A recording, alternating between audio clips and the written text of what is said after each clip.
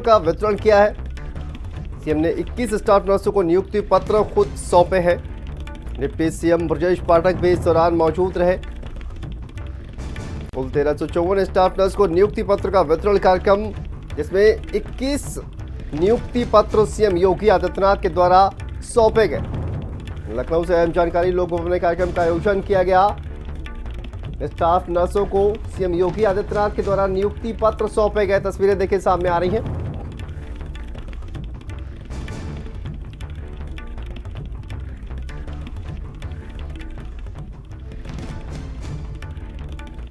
अब आपको लिए चलते हैं लखनऊ, जहां पर सीएम योगी आदित्यनाथ संबोधित कर रहे हैं। क्या कुछ कह रहे हैं, सुनते हैं। अपने के लिए अपने को तैयार करें। शासकीय सेवा एक औपचारिकता नहीं हो सकती, एक बड़ी जिम्मेदारी है और उस बड़ी जिम्मेदारी के साथ हमें जुड़ना होगा। स्वास्थ्य विभाग इस दिशा में बेहतर कदम बढ़ा रहा है। अभी भी हमारे पास जितनी बड़ी आबादी है, उतनी बड़ी आबादी और जितने हॉस्पिटल्स हैं, उसके अनुरूप विशेषज्ञ चिकित्सकों का अभाव है। सरकार लगातार प्रयास कर रही है। हमने विशेषज्ञ चिकित्सकों के लिए एक अलग कैडर भी गठित कर दिया है और कैडर गठित होने के बाद नियुक्ति का अधियाचन भी लोक सेवा आयोग को भेजा है।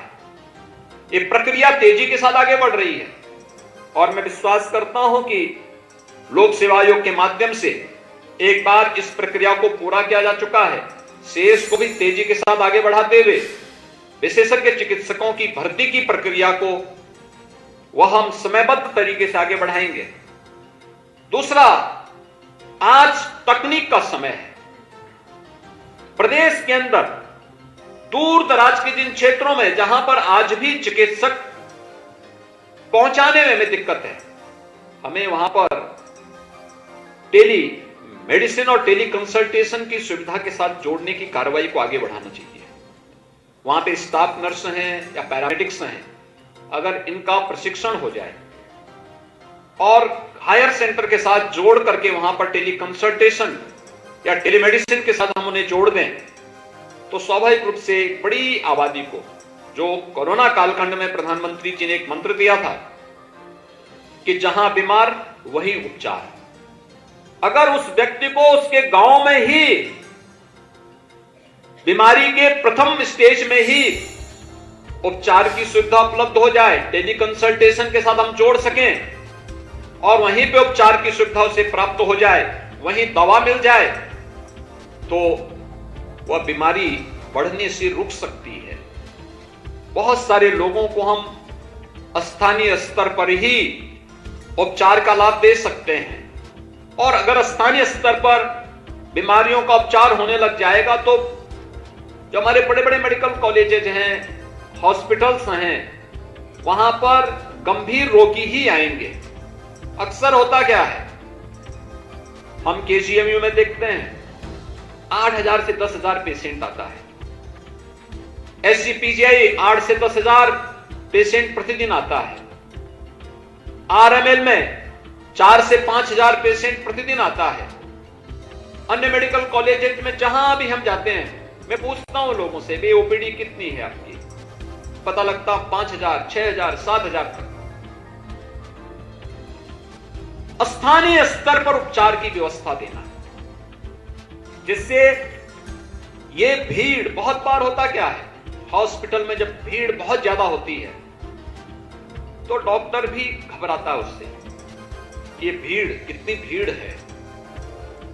उस भीड़ से अगर हर स्तर पर उसकी स्क्रीनिंग होते हुए, सामान्य बीमारी है, गांव में उपचार हो सकता है, पीएचसी स्तर पर उपचार हो सकता है, सीएचसी स्तर पर हम उपचार की सुविधा दे सकते हैं, डिस्ट्रिक्ट हॉस्पिटल के स्तर पर दे सकते हैं, तकनीक का उपयोग कर सकते हैं।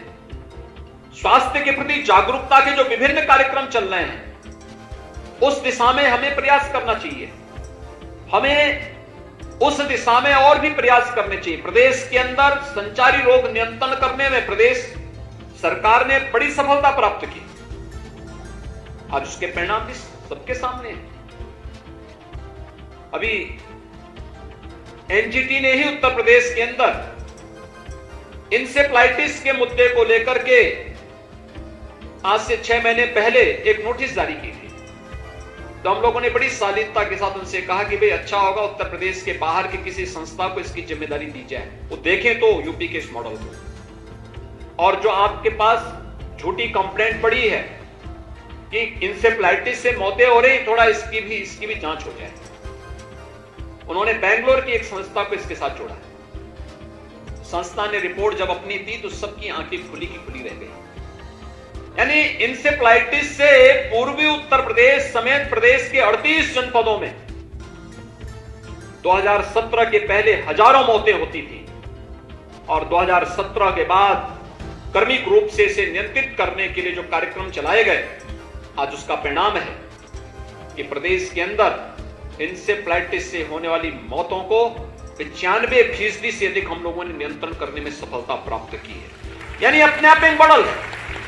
एनजीटी से जुड़े हुए पदाधिकारी जब मिले तो उन्होंने कहा साहब ये तो हम एक मॉडल था, इसको हाईलाइट क्यों नहीं कर पाए। हमने कहा हम तो बोलते हैं, लेकिन सवाल ये कि जो कंप्लेंट करने वाला है उसका क्या कर रहे हैं आप? ये झूठी कंप्लेंट जो लोग करते हैं इनके खिलाफ भी तो कार्रवाई की जानी चाहिए। यह एक मॉडल है। कोरोना कालखंड में जिस प्रकार से कार्य किया है प्रदेश के चिकित्सकों ने, पैरामेडिक्स ने, एएनएम, आंगनबाड़ी, आशा वर्कर ने, यह अपने आप में एक मॉडल है। हमें अपनी अच्छी चीजों को हाईलाइट करना होगा और साथ साथ प्रदेश के अंदर अन्य उन चुनौतियों को, 25 करोड़ की आबादी को स्वास्थ्य की बेहतरीन सुविधा प्राप्त हो सके, उसके लिए हमेशा अपने आप को तैयार करना होगा। आज राज्य सरकार भारत सरकार के साथ मिलकर के 1 डिस्ट्रिक्ट 1 मेडिकल कॉलेज के निर्माण की कार्रवाई के साथ तेजी के साथ आगे बढ़ रही है।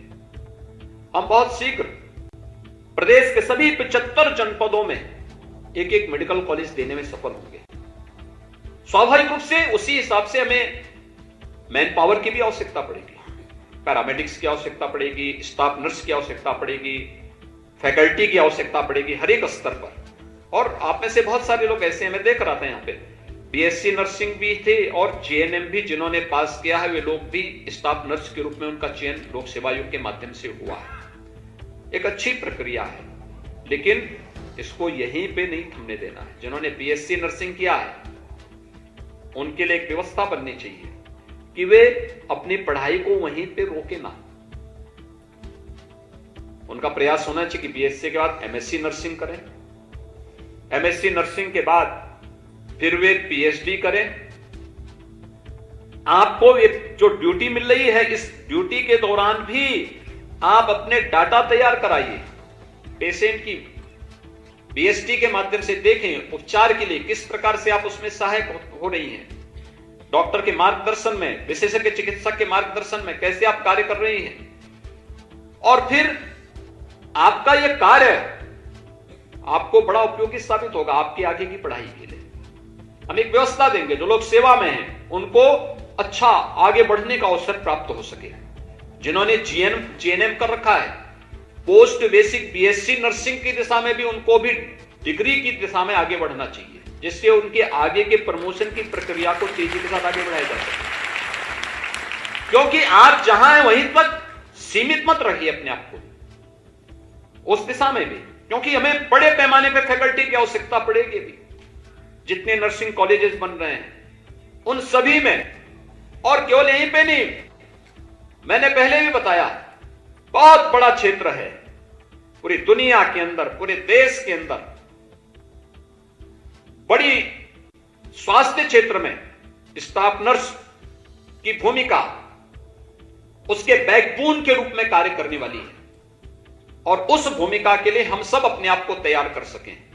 इसके लिए अभी से अपनी तैयारी पूरी मजबूती के साथ, पूरी तन्मयता के साथ, पूरी प्रतिबद्धता और ईमानदारी के साथ आप अगर अपने इस पेशे से जुड़े हुए कार्य को ईमानदारी के साथ आगे बढ़ाती हैं तो आपके स्वयं के विकास में सहायक होगा और स्वास्थ्य क्षेत्र एक विश्वसनीयता के प्रतीक के रूप में उभरेगा।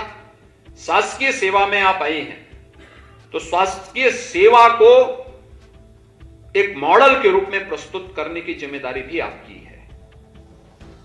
अगर आप इसको एक मॉडल के रूप में प्रस्तुत करेंगे तो इसकी विश्वसनीयता बनी रहेगी, और अगर इसकी विश्वसनीयता पर संकट आएगा तो स्वाभाविक रूप से वह आने वाले समय में इस पूरे पेशे के ऊपर ही संकट खड़ा होगा।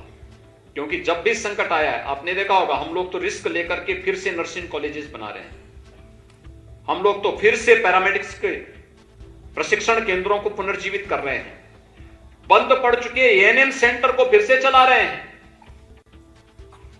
पिछली सरकारों ने तो सब बंद कर दिए थे, सब बंद हो गए थे, नर्सिंग कॉलेज बंद हो गए थे, एएनएम सेंटर बंद हो चुके थे, सभी चीजें बंद हो रही थी।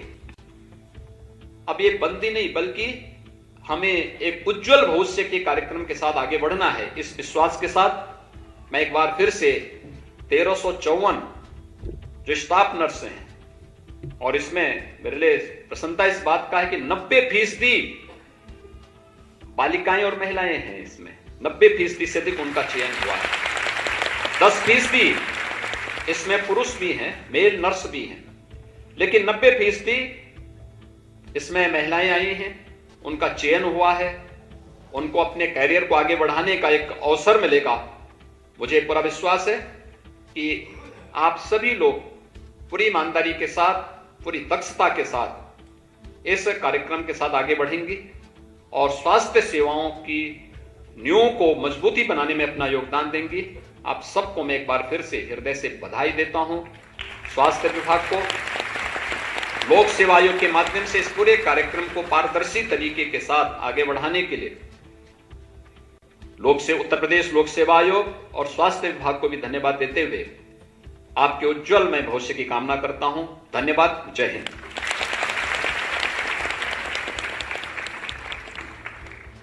बहुत बहुत धन्यवाद और आभार।